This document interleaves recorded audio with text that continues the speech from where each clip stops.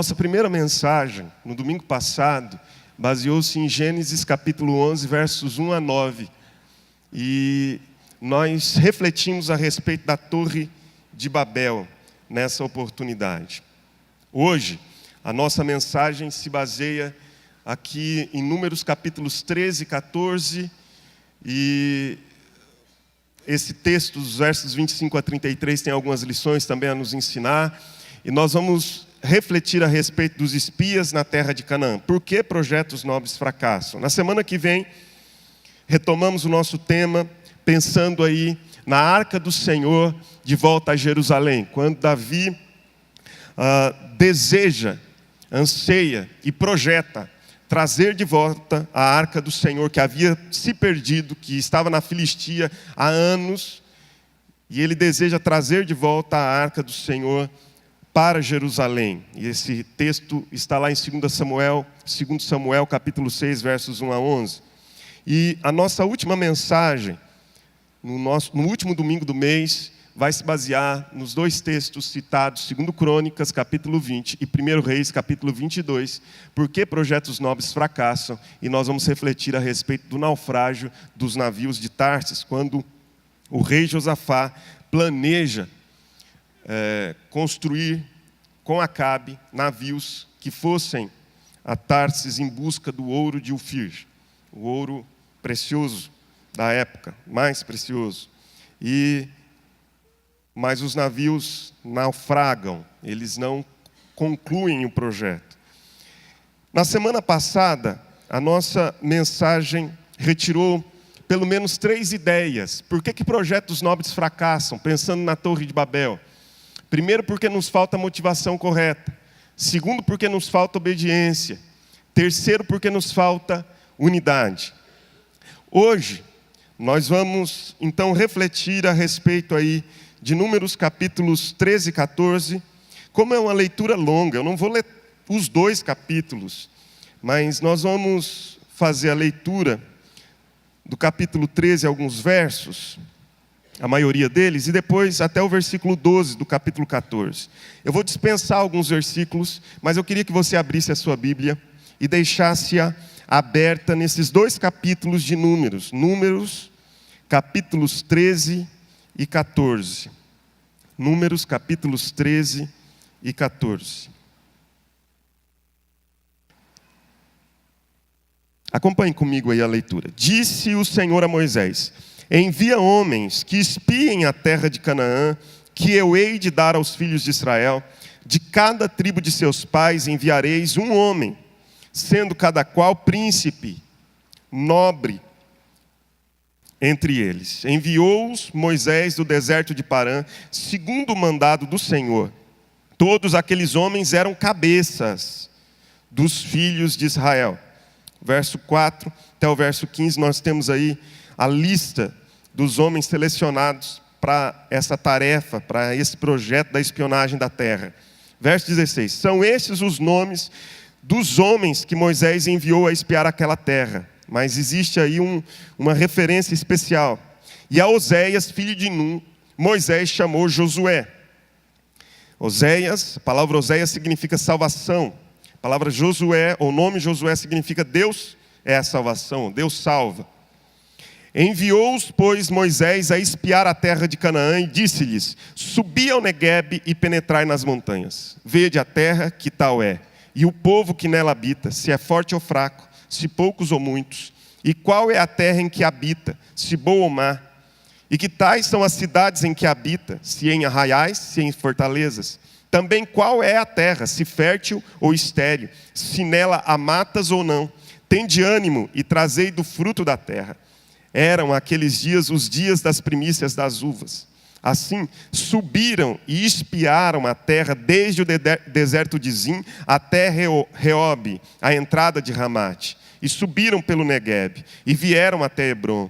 Estavam ali Aimã, Sesai e Talmai, filhos de Anak.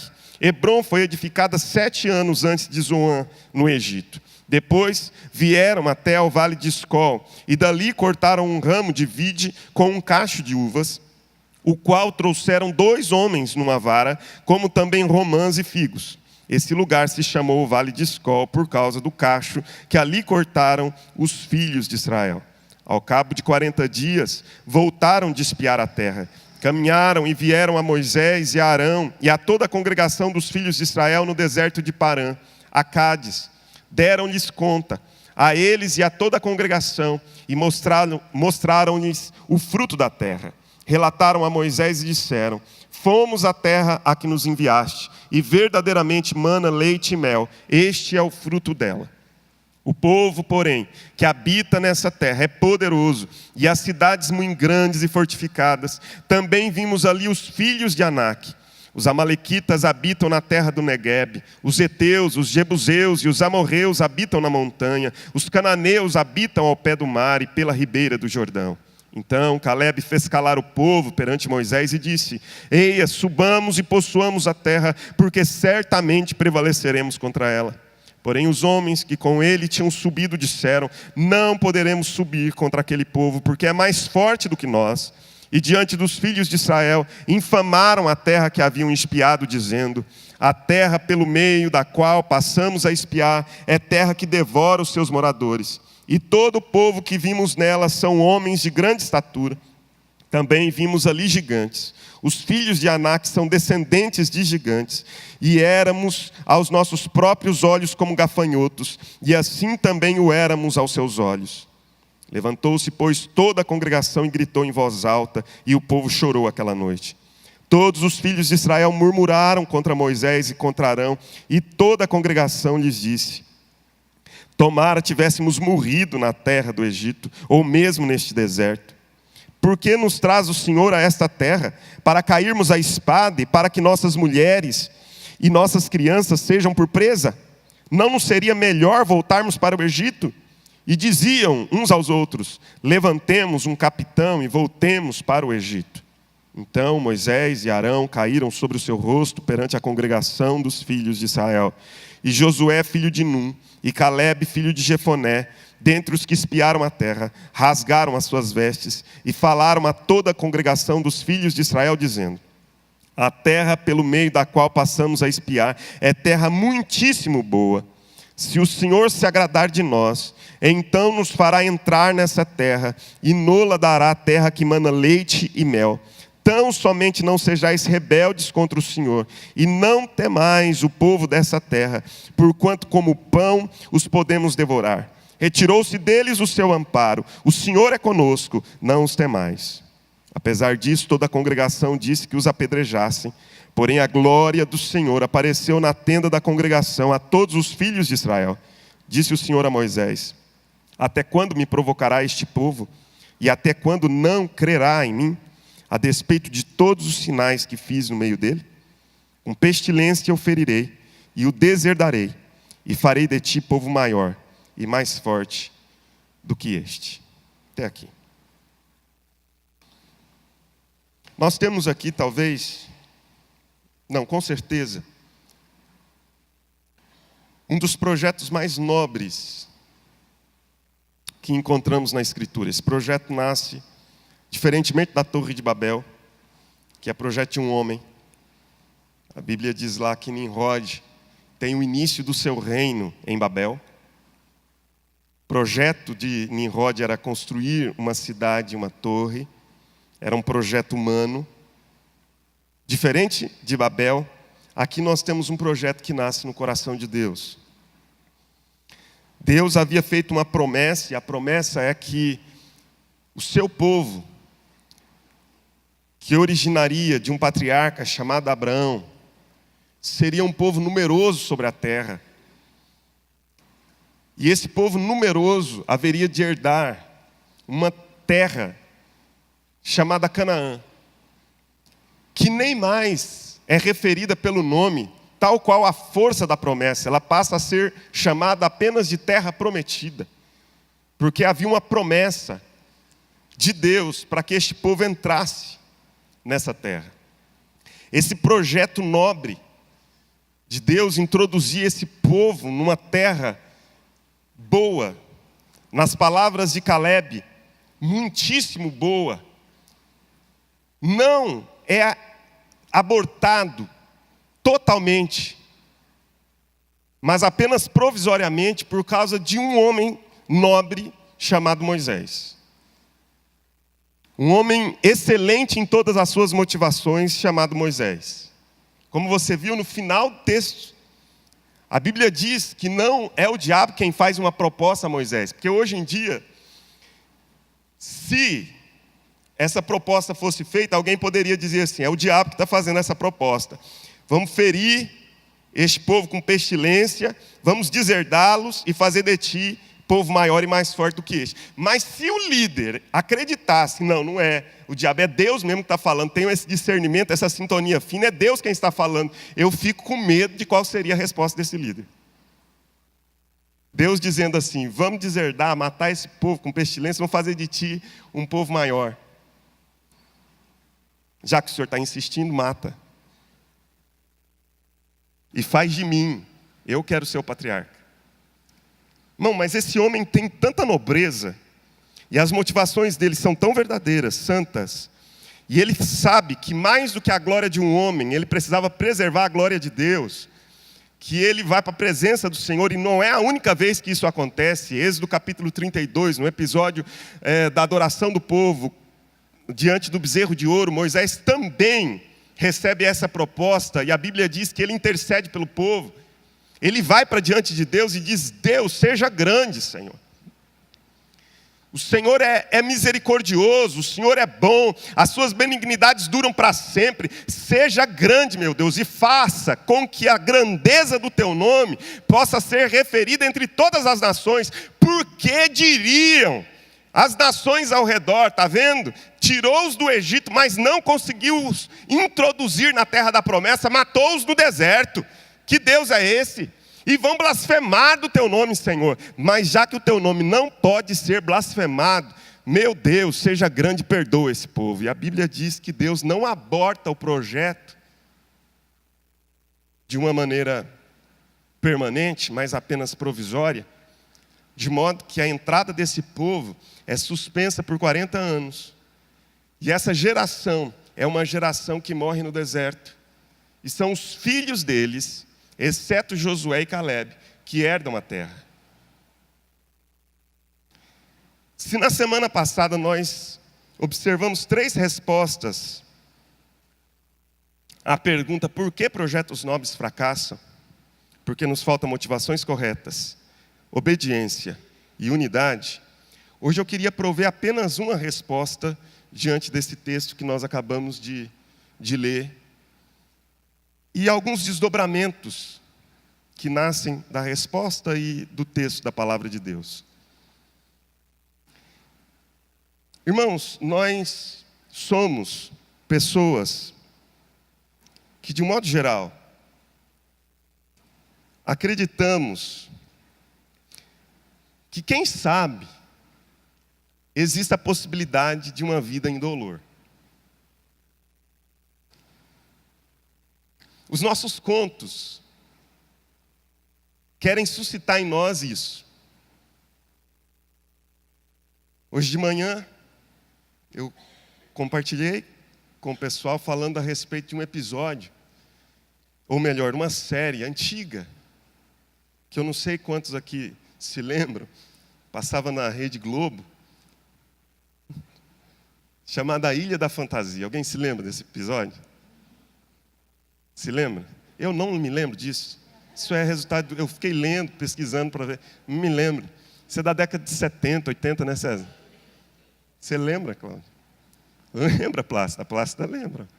A Ilha da Fantasia. Eu gostava dessa série, porque tinha um rapazinho assim, baixinho, um anãozinho, né? O nome dele era Tatu.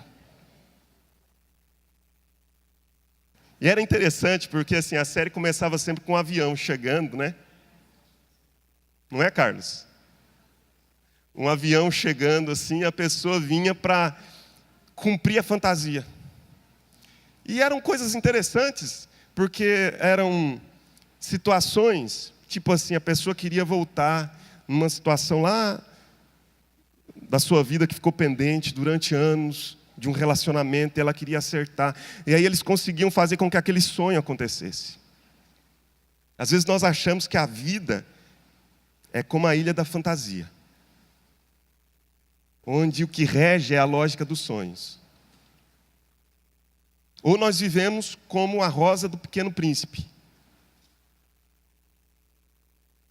O Pequeno Príncipe tinha a rosa dele lá no país de origem dele, né? Como é que era o nome do país?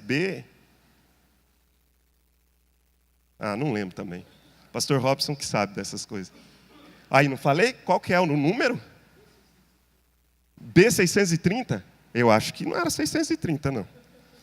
Mas tinha uma rosa lá, e essa rosa era protegida.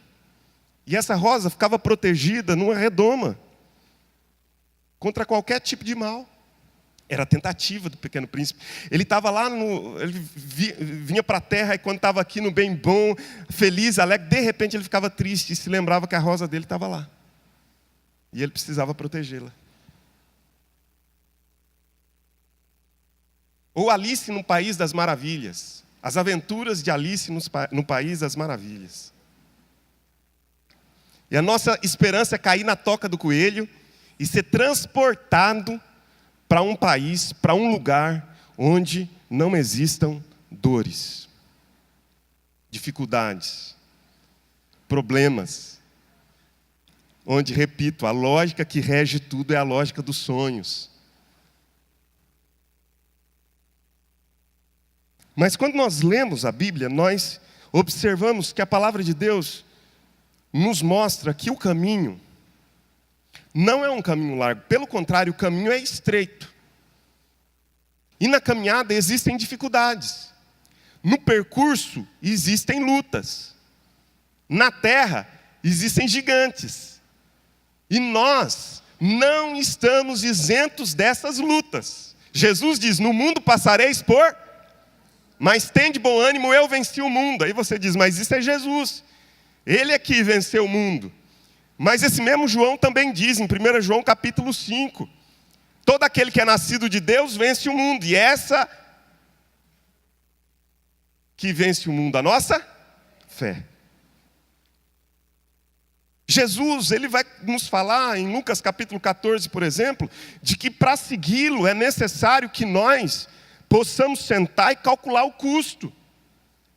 Ele nunca foi um propagandista da fé. Jesus nunca ficou vendendo ilusões. Jesus não era alguém que nos espera, ou não é alguém que nos espera numa ilha da fantasia, não. Jesus sempre nos mostrou que há custos. Se alguém quer vir após mim, negue-se a si mesmo, dia a dia, tome a sua cruz e siga-me. Assente-se. Calcule o custo para você não ser semelhante a alguém que, tendo desejado, projetado, construir uma torre, fica pela metade. E aqueles que passem zombem de você. Por quê? Porque é necessário se assentar e calcular o custo. Uma das vidas que fascinam quando nós estudamos as Escrituras é a vida do apóstolo Paulo. Por favor, fique aqui, tá bom? Daqui a pouco a gente vai colocar aqui qual que é a resposta, né? À luz desse texto. Mas Paulo é fascinante, a vida de Paulo é fascinante. Desde o início, Paulo é alguém que sabe que o seu ministério é um ministério envolto em sofrimento. Na conversão de Paulo, quando Ananias diz, mas Senhor, como que eu vou lá? Esse homem é perseguidor da igreja, Atos capítulo 9. Todo mundo sabe que ele tem maltratado o teu povo. Ele tem consentido na morte dos teus santos. Ele tem prendido os teus santos e os feito blasfemar. E agora o Senhor me manda ir até ele. E Deus responde a Ananias dizendo assim, vai porque este é para mim instrumento escolhido, para anunciar o meu nome entre gentios e reis e entre o povo de Israel. Porque eu lhe mostrarei o quanto importa sofrer pelo meu nome, desde o início. Não sei se Ananias compartilhou isso com Paulo, mas se compartilhou, Paulo sabia que desde o início, a vida dele seria marcada por uma caminhada de dificuldades. Porque a vida não é E nós não estamos, ao recebermos o Evangelho, envoltos numa redoma de vidro, como a rosa do Pequeno Príncipe. Nós não estamos blindados de lutas, nós não estamos blindados das dificuldades. No percurso existem dificuldades, e a Bíblia nunca deixou de nos anunciar isso. Paulo, no capítulo 20 de Atos, ele vai dizer: uma coisa o Espírito Santo me assegura, que de cidade em cidade, o que me aguarde e o que eu devo esperar é que haverão cadeias e tribulações. Esse mesmo Paulo, depois de terminar a primeira viagem missionária, Atos, capítulo 14, termina a viagem missionária, sai de Antioquia, vai passando por algumas cidades, Listra, chega até Icônio. Quando ele termina a plantação dessas igrejas, a Bíblia diz que ele volta, passando por essas igrejas até chegar na origem, que é Antioquia. E a Bíblia diz que há um anúncio na boca de Paulo para aqueles irmãos que haviam recebido Jesus durante a viagem missionária. Que anúncio era esse? A Bíblia diz que ele fortalecia o coração dos irmãos, exortando-os para ficarem firmes na fé, porquanto é necessário que nós entremos no reino através de tribulações. E o texto diz muitas tribulações.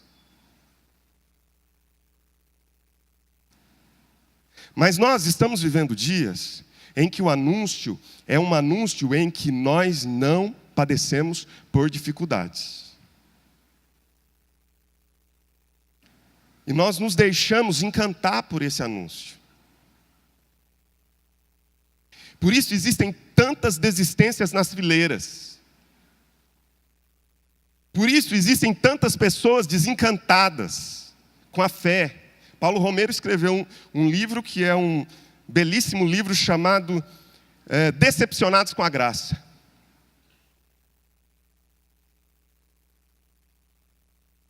Não vou tecer comentários aqui do porquê decepcionados com a graça, mas ele fala dessa desilusão que vai acometendo o coração das pessoas, porque quando o Evangelho lhes é pregado, sabe o que é dito? Você é vencedor, você é cabeça. Eu não estou dizendo que nós verdadeiramente não somos chamados para vivermos uma vida de vitória. Somos mais do que vencedores em Cristo Jesus. Mas nós não podemos nos iludir com esse anúncio triunfalista que quer dizer que nós estamos numa redoma espiritual. E se você é crente, você não passa por dificuldades. Se você é crente, você não fica enfermo. Se você é crente, você não pode ter problema de desemprego. Se você é crente, sua empresa não pode passar por dificuldades. Se você é crente, você é... Amém? Não, amém não. Mas é assim, irmãos. E esse anúncio, embora pareça ser um anúncio muito piedoso, está em acordo com aquilo que o apóstolo Paulo vai dizer a Timóteo. Tem aparência de piedade, mas nega, entretanto, o poder. Não há poder de Deus nesse anúncio. Porque o que a palavra de Deus nos diz e nos ensina é que nós passamos sim pelas experiências dessa vida, e as experiências dessa vida podem ser difíceis. Podem ser difíceis. Por que eu estou dizendo tudo isso? Porque muitas vezes nós permitimos que projetos nobres fracassem porque nós não contávamos com os desafios e dificuldades do percurso. Você pode repetir comigo? Vamos lá? Por que projetos nobres fracassam? Vamos lá. Porque não contávamos com os desafios e dificuldades do percurso. Achamos que nós podemos passar incólumes no percurso. Qual que é o grande problema que nós encontramos, me parece, nesse texto? O problema é o seguinte: Deus tem uma promessa.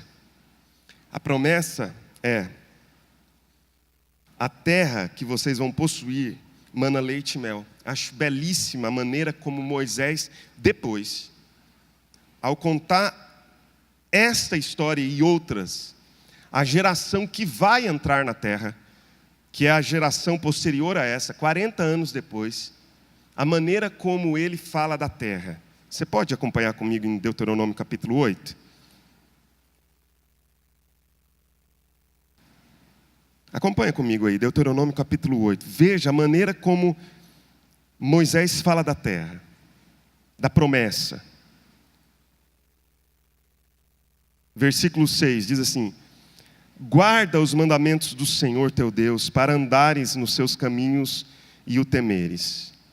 Verso 7: porque o Senhor teu Deus te faz entrar numa boa terra, terra de ribeiros de águas, de fontes, de mananciais profundos que saem dos vales e das montanhas, terra de trigo e cevada, de vides, figueiras e romeiras, terra de oliveiras, de azeite e mel, terra em que comerás o pão sem escassez, e nada te faltará nela, terra cujas pedras são ferro, e de cujos montes cavarás o cobre. Comerás e te fartarás, e louvarás o Senhor teu Deus pela boa terra que te deu. Não obstante toda essa beleza, a Bíblia nos mostra que diante dessa promessa, 12 homens são enviados e 10 são tomados de um profundo pessimismo, porque me parece que eles não contavam com os desafios e dificuldades do percurso. Quantos de nós estamos sofrendo essa desilusão, estamos sofrendo esse desencanto porque não contávamos com os desafios e dificuldades do percurso? Todo projeto nobre implica em grandes desafios e oposições. Você pode ler comigo mais uma vez? Projetos nobres, vamos lá? Implicam em grandes desafios e no enfrentamento de oposições. É necessário que nós tenhamos isso em mente. Nós estamos nos engajando num projeto do reino de Deus. Mas no meio dessa trajetória, nós devemos estar preparados para o fato de que na terra há gigantes. A promessa é boa, mas o percurso até a conquista da promessa pode nos reservar lutas e dificuldades.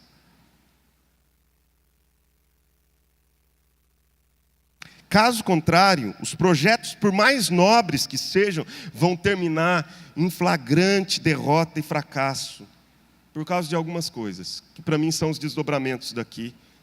Primeiro, desânimo. Quando nós somos confrontados, existe uma promessa. Essa promessa é de uma terra boa, que emana leite e mel. Pense na promessa que nós temos de vida eterna em Cristo, essa vida que já possuímos. Pense naquilo que Deus diz, que nós haveremos de herdar novos céus e nova terra. Pense no fato de que a Bíblia nos ensina que essa nova Jerusalém, que desce ataviada do céu como noiva para o seu Senhor, é um lugar onde, quando estivermos entrando pelos portais dela, a Bíblia diz que Jesus estará lá e Ele enxugará dos olhos toda lágrima. Toda lágrima, e não haverá nesse lugar nem choro, nem luta, nem luto, nem angústia, nem medo, nem incerteza, nada disso que afeta a nossa alma e que destrói o nosso coração aqui haverá. Essa é a promessa. Mas entre nós e a promessa existe um percurso a ser percorrido, e muitos de nós estamos desencantados, desanimados e angustiados, porque não fomos preparados para enfrentar os gigantes que existem. E pior, não são os gigantes que estão do lado de fora, pior são os gigantes que atormentam a alma.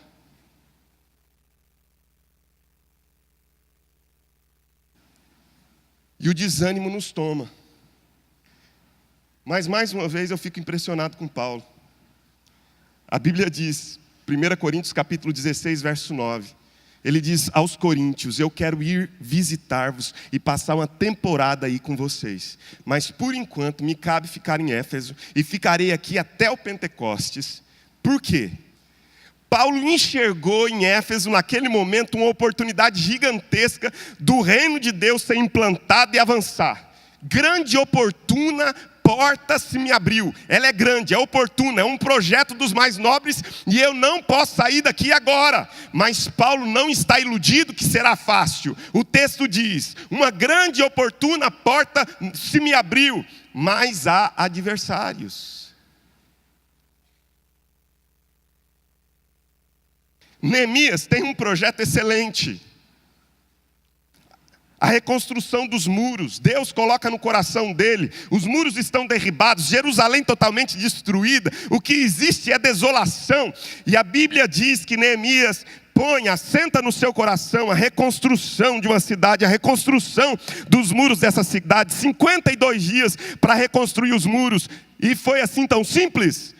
Neemias capítulo 6, versos 1 a 4, a Bíblia diz que levantam-se oposições. Sanbalat, Tobias e Gesem são pessoas, mas na verdade personificam exatamente as oposições, os gigantes da terra aqui, que se opõem no caminho.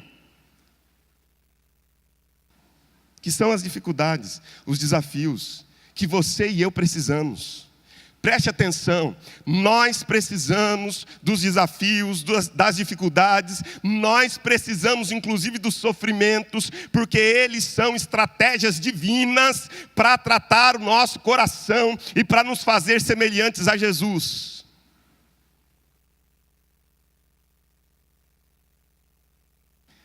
E esse mesmo apóstolo Paulo, em 1 Coríntios 16, que diz: uma porta grande e oportuna se me abriu.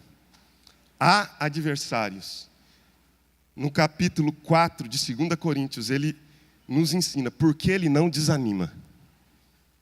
Por isso não desanimamos. Ainda que o nosso homem exterior se corrompa, o nosso homem interior se renova dia a dia. Porque a nossa leve e momentânea tribulação não é para ser comparada ao eterno peso de glória. O que Paulo faz? Paulo olha o fim e pensa na Nova Jerusalém, que desce ataviada, lugar onde não haverá choro, nem angústia, nem luta, nem luto. E ele diz: eu estou aqui. Entre eu e os portais da Nova Jerusalém existe um percurso. Ninguém disse que o percurso seria fácil. Jesus nunca disse que o caminho seria largo, mas estreito. Então, entre eu e os portais, existirá muitos adversários, mas eu vou colocar na balança o que pesa mais, esses adversários ou a glória que me espera na eternidade. E quando ele coloca na balança, ele diz: essa dificuldade é leve e momentânea, porque existe um eterno peso de glória. Isso é redundante, porque glória já significa peso. Mas Paulo enfatiza: existe um eterno peso de glória acima de toda a comparação. Você entende isso? Por que Paulo não desanima? E por que muitos de nós desanimamos? Muitos de nós desanimamos porque os nossos olhos não estão na esperança eterna, os nossos olhos estão na esperança terrena. Por que os discípulos no caminho de Emaús estão desanimados? Por que os discípulos no caminho de Emaús estão indo com angústia e peso no coração? De modo que quando Jesus pergunta a eles: o que aconteceu? Eles dizem: acaso apenas você é forasteiro aqui? Não tem ouvido falar das últimas notícias? E Jesus, como que se fosse alguém de fato alienado da situação, pergunta: quais? E eles começam a relatar como Jesus, o Nazareno, profeta, varão, poderoso em obras e palavras, foi morto. E nós esperávamos, preste atenção nisso, nós esperávamos que fosse ele que haveria de redimir Israel. A nossa esperança estava em que ele haveria de redimir Israel, nação. Qual que é o problema daqueles homens? Por que eles estão desanimados, indo para Emaús, com as notícias da morte apenas? Porque a esperança deles estava aqui nessa terra, mas Jesus quer tirar o foco da nossa esperança desta terra para a esperança eterna. Aí nós vamos enfrentar gigantes, nós vamos enfrentar desafios, nós vamos enfrentar oposições, mas nós saberemos que existe uma eternidade que compensará todas as nossas angústias aqui. Segundo, medo. Esses homens, 10 espias, que dizem, não dá, não vamos subir porque aquele povo é mais forte do que nós, são tomados de medo, e eles estão tão amedrontados que eles passam a mentir, como instrumento de autopreservação. Medo. Hoje pela manhã eu até falei para o pessoal anotar aí, porque vocês já viram, tem umas frases assim interessantes que os outros falam, né, e põe lá. Hoje de manhã eu falei uma frase aqui que deu até rima. Até rima. Aí anota aí e depois você fala que é minha essa frase. Como que era a frase mesmo, pastor? Eu esqueci. A frase era assim, medo. Mas a frase era assim, ó. Quem não tem medo morre cedo. Olha que frase filosófica. Gente, medo é necessário. Se você não tiver medo, você morre cedo. Anota, Reni, você anota na Bíblia as coisas aí, né? Pastor Jean, você lembra? Você me mostrou, né? Pastor, você já pregou essa mensagem? Não preguei. Preguei o texto. Anota aí. Quem não tem medo morre cedo. Medo é necessário. Mas o medo pode nos paralisar. E quando a Bíblia diz que o verdadeiro amor lança fora o medo, lá no contexto de 1 João, é lançar esse medo da distância de Deus. Nós estamos próximos de Deus. Não existe mais nada que nos distancia de Deus. Mas eu queria que você pensasse o seguinte. Quantas vezes o medo nos paralisa a ponto de nós agirmos como esses espias, que por medo, eles começam a noticiar falsamente e denegrir as virtudes da terra. Olha o verso 32. E diante dos filhos de Israel, infamaram a terra que haviam espiado. Eu gostei muito da maneira como a Nova Tradução na linguagem de hoje traduziu. Diz assim, ó. Assim, espalharam notícias falsas. Espalharam relatório negativo, diz a Nova Versão Internacional, entre os israelitas a respeito da terra que haviam espionado, e disseram, aquela terra não produz o suficiente nem para alimentar os seus moradores. A Revista Atualizada diz que é uma terra que devora os seus moradores, mas olha como fica mais claro, aquela terra não produz o suficiente nem para alimentar os seus moradores. O que é isso? No mínimo, eles se tornam contraditórios. Flávio José, quando escreve a história dos judeus, então ele vai escrevendo a história usando os capítulos da Bíblia de Gênesis até o final dos profetas. Então, quando ele passa por essa passagem, é interessante o fato dele registrar assim nos seus comentários. Flávio José foi um historiador judeu do primeiro século, e ele diz assim, olha, na terra da promessa haviam os frutos da terra, da promessa, eram belos e grandes. E para basear isso, ele usa o fato de que os homens que vão carregar o cacho de uva, não apenas para não ferir aquele cacho, o fazem 2 homens numa vara, mas também por causa do quanto aquele cacho era grande. Tá. Podia não ser nada assim gigantesco. Mas eles se tornam contraditórios quando eles dizem, essa terra não vai conseguir não consegue alimentar nem os moradores dela, quem dirá nós. Porque o medo vai produzindo isso. Esse mecanismo de autopreservação. Por quê?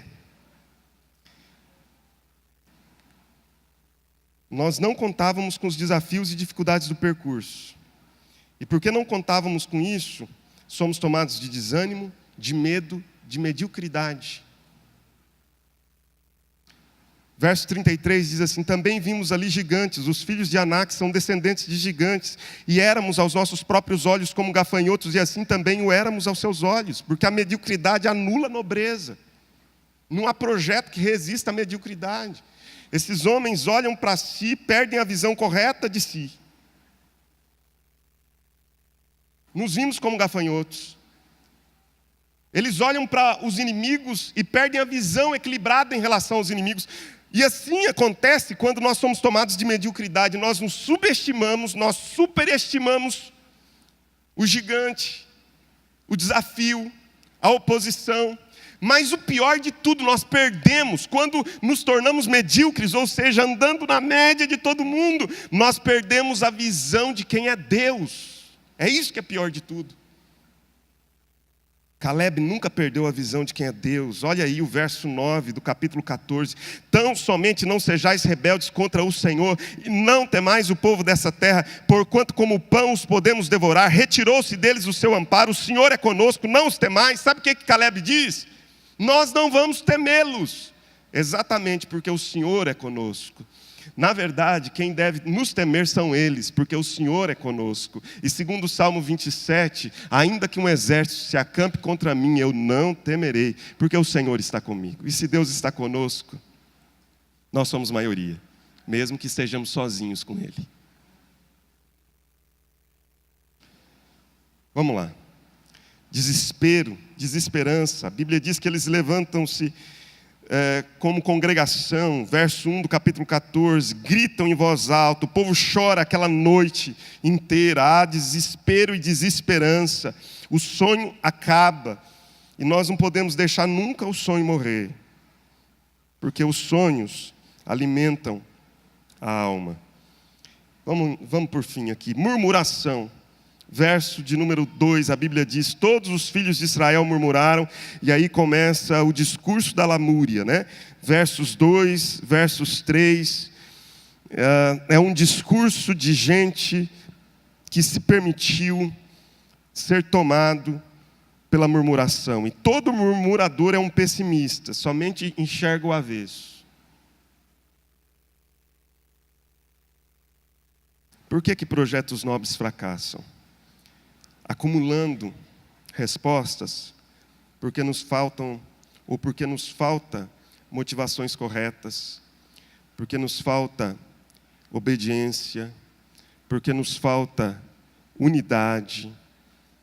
E hoje, porque não contávamos com as dificuldades e os desafios do percurso, e porque não contávamos, fomos tomados de desânimo, de medo, de mediocridade, deixamos de pensar de maneira excelente, por desespero, desesperança e murmuração. Vamos ficar de pé? Para Deus, meus irmãos, tudo isso aqui que a gente tenta explicar, trazendo algumas ideias, alguns insights, se resume no seguinte: esse povo não creu em mim. Verso 11 do capítulo 14. Até quando? Esse povo não crerá em mim, a despeito de todos os sinais e maravilhas que eu fiz. Até quando? Tudo isso se resumia em incredulidade. E de fato, sem fé, é impossível agradar a Deus. Porquanto aquele que se aproxima de Deus deve crer que Ele existe, que se torna galardoador dos que o buscam. A fé nos aproxima de Deus, a incredulidade nos afasta de Deus e dos seus projetos. Hebreus capítulo 3. Jamais aconteça haver entre vós perverso coração de incredulidade, que vos afaste do Deus vivo. Sem fé é impossível agradar a Deus, porquanto a fé nos aproxima. Aquele que se aproxima de Deus deve crer que Ele existe, que se torna galardoador. A fé nos aproxima. Que fé?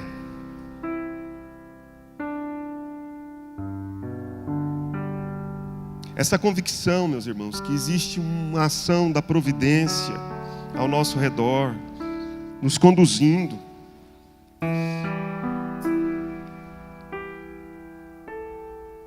De que as mãos do Deus Todo-Poderoso, embora invisíveis, trabalham por aqueles que nele esperam.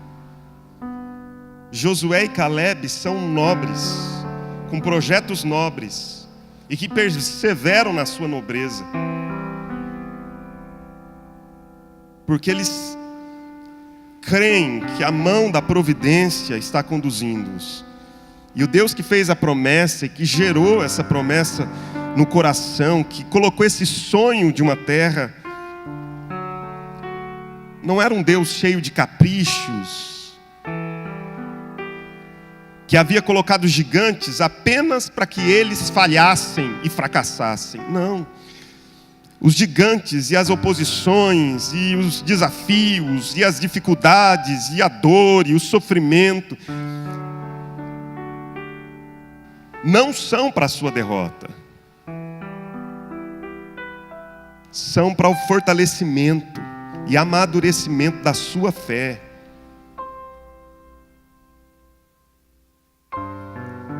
Que o Senhor encha o nosso coração dessa fé. Porque tudo que Deus faz, Ele faz para que a nossa fé aumente. Não é para que a sua fé se esfrie, mas é para que a sua fé aumente.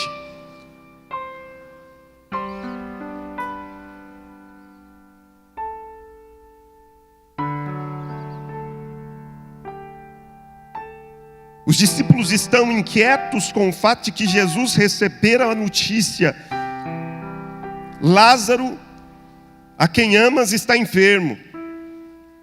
Jesus se demora no lugar onde está.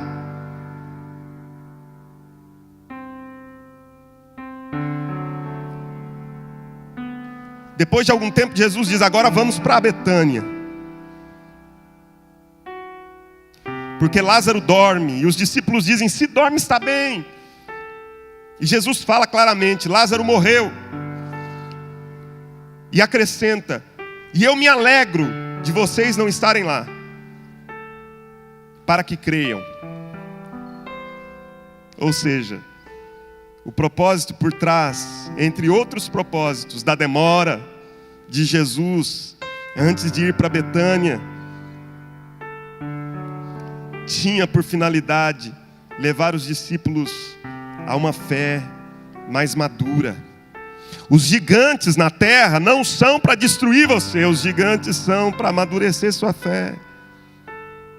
Não desanime, não se amedronte, não se angustie, não aceite mediocridade na sua vida. Viva como alguém cuja excelência é o tônus, é a tônica, é o colorido da sua vida. Fazer tudo para a glória de Deus e fazer tudo dedicando o máximo da sua energia, o máximo da sua inteligência, o máximo de tudo que você tem, porque tudo provém dele.